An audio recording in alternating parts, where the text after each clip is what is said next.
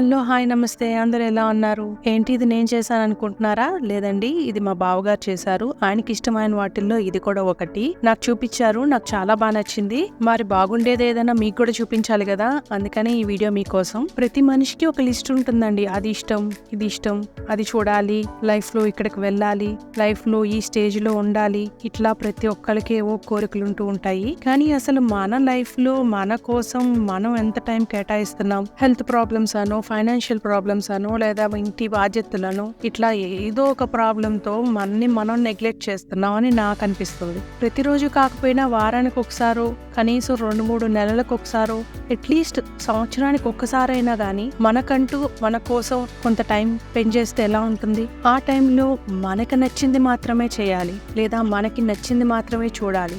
ఏదైనా మన కోసమే. ఎప్పుడైనా ట్రై చేశారా? ట్రై చేయకపోతే ఒక్కసారి ట్రై చేసి చూడండి. ఎన్ని బాధ్యతలున్నా, ఎన్ని టెన్షన్స్ తో లైఫ్ లీడ్ చేస్తున్నా, ఒక్కసారి మీకు నచ్చినట్టు ఉండి చూడండి.